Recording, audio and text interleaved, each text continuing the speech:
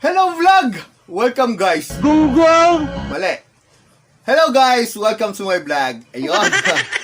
Ayan, for this vlog, mag-unboxing tayo ng DJI Osmo 3 Mobile Stabilizer. Ayan, kung nakita nyo. Ito unboxing natin ngayon. So, wag na natin patagalin. Let's go. Introhan na natin yan.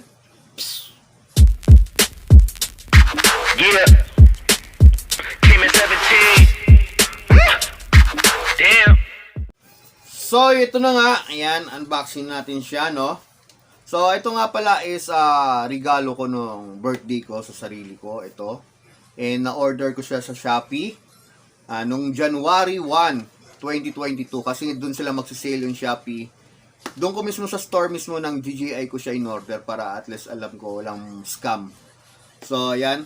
Na-order ko siya ng, bali, nag-sale, umabot ng 2,700. Yun. Nag-sale kasi siya. So, ngayon, nasa 3,000 something na yata. So, ayan. Buksan natin. So, ito yung, nabuksan ko na siya, syempre, para kapakapain ko na kung paano ko siya gamitin. So, ito. Papakita ko na lang yung laman lang to. Laman niya ngayon. Ayan. So, ito yung kanyang ito na yung bag. So, mamaya na to. Ngayon muna natin ang kanyang laman. Iba pang laman. So, delivery order. Oh, wala. Echeng. And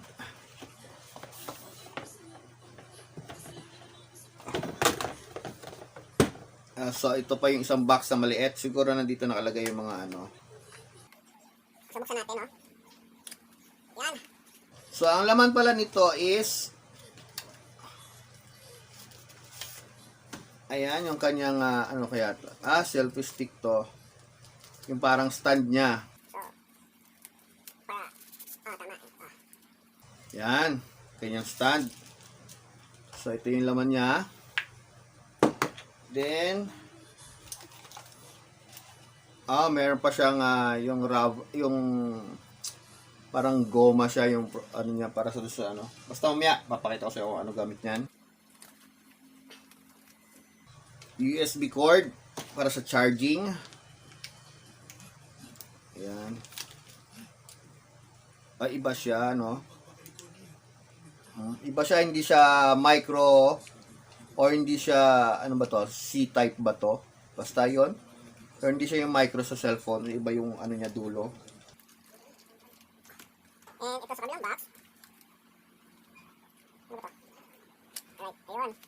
Ang kanyang manual.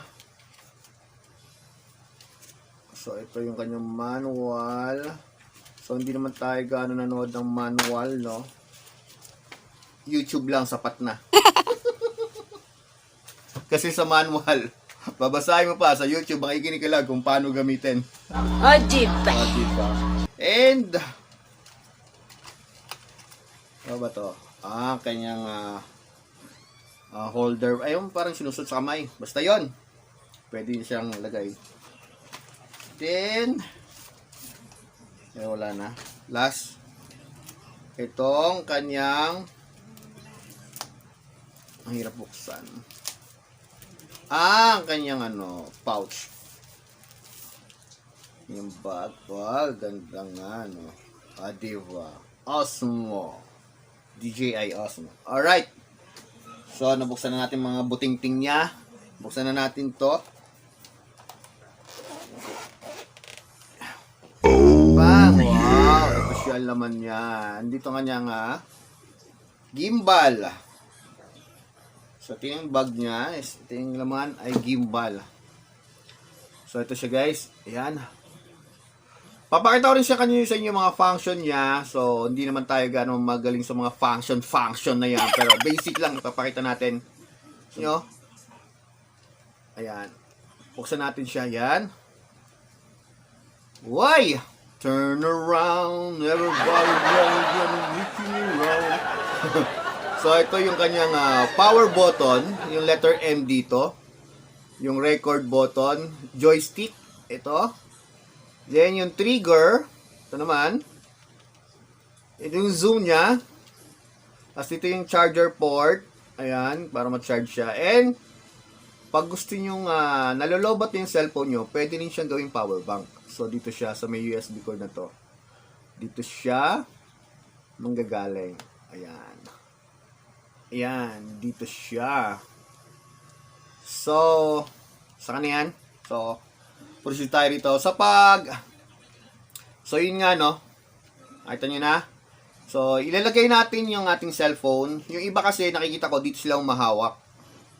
So, napanood naman ako sa video ng mismong yung post nung DJI. Ang magandang position daw ng paano ba to? Mali pala. Yan. Ang magandang position ng paglagay ng cellphone. Hindi ma-shoot. Ayun, shoot. So, habang nakaganito, kailangan yung DJI, kailangan yan, mababasa mo siya yung pangalan ng DJI. So, ito yung red, yung arrow dyan, dapat yung camera ng cellphone nandun din nakatutok. So, kung ito yung cellphone, ito yung camera, dapat nandun din siya, ganyan. So, may arrow so may red na arrow. So, mas magadali daw paglagay nito is, habang nandyan, nakatupi pa siya, saka mo siya i-balance. So, ganyan. So, hindi nga siya nag-balance, di ba? So, i-balance mo siya hanggang mabalance mo na siya. Ayan, kabalance na. So, ngayon, i-on na natin. Open na natin siya. Then, pinutin natin ito ng mga 2 seconds. Itong power button na to. Ayan, tutunog siya. Yun, no?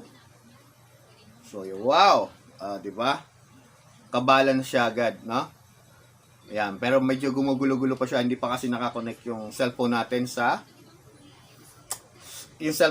kanyang So, on natin.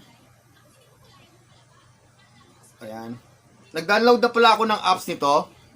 Itong DJI. So, pwede siyang, ang ginawa kasi nung una, hindi ko siya makita sa Play Store.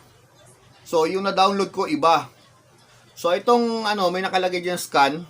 Ayan, barcode niya. So, nag-download ako ng bar scanner. Saka ko siya in-scan. Diretso ko sa download niya. Doon siya na-download. Kasi iba yung iba yung nasa Play Store. Ibang apps na yata yun. Hindi na updated, no? So, doon ako dumunta. Dito ako mas magadali. Doon ako natagalan kahapon. So, try natin connect. Ayan, try natin connect. Paano ba? Oh, ay, What the fuck are you dapat doing? kasi nakatutok tayo, so. Try natin connect, no? Alright. So, ayan siya. Yun. So, makikita nyo dyan, guys. Ayan. Pinitin natin yung kung kung nakatawag dito, kung naka-download na kayo, ganito na makikita nyo, ayan. Ayan na siya, oh. So, na kasi ako, nakapasok na ako mismo sa kanya. So, papakita na lang natin yung mga functions niya. So, ayan. Kunyari, gumulo na, no? Oy. Trigger natin tong dalawa. Alright. Ayun, no? Diba? Automatic. Magpo-focus na agad siya sa'yo. Dito na siya nakatutok. So naka-portrait siya.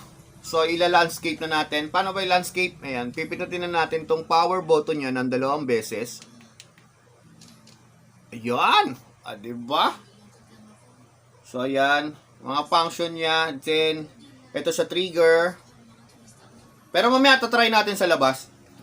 Mag-ano tayo kung ano yung mga makukuha natin. So, ayan siya. Ang gusto ko lang dito, yung sports mode.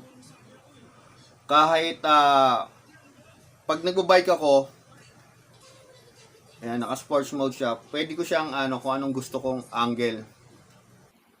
So, anong angle ang gagawin ko sa kanya? So, yan. Double click mo lang itong trigger para sa sports mode. Ayun, kumbaga naka lang siya.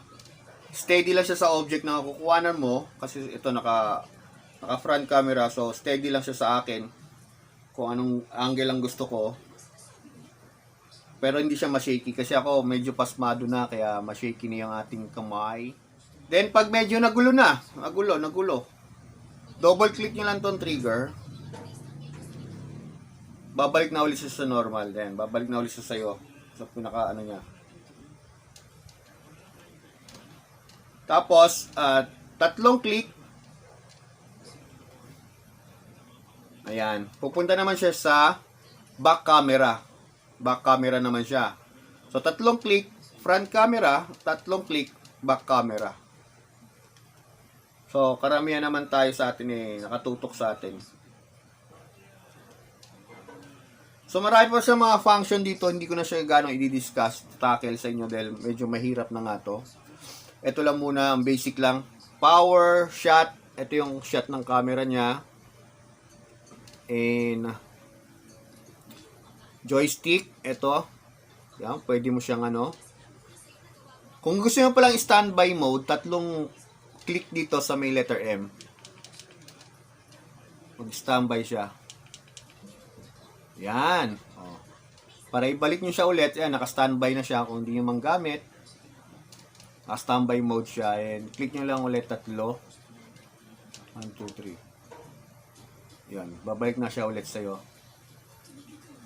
So, hindi ko pa naman siya gano'n na kakalikot ng husto, pero the best. Ganda to. Bagay na bagay sa pag-vlogging. This is my new equipment para sa pag-vlog ko. Diba? So, ayos na ayos. And, ito nga pala. So, ito nga pala yung parang rubber niya. Dito siya sa may protector niya rito. Pwede mo siya lagay rito para yung cellphone hindi siya gano'ng magasgasan. Or, kapit na kapit yung cellphone, hindi siya gano'ng uurong-urong. So, tara, iti-testing natin sa labas kung anong magandang kuha niya. Let's go. So, ayun guys. Subukan natin ngayon yung tracker mode niya. So, yung susundan niya lang yung object. Ayan, nakaset up na siya. Susundan yung object. Ayan, gumagalaw muna ako. Susunod talaga siya. O, diba? Ayan. Ayan. So, pwede siyang gamitin. Ipatong ko lang yung cellphone. Tapos magagalaw-galaw ako. Meron na akong taga-kuha sa akin.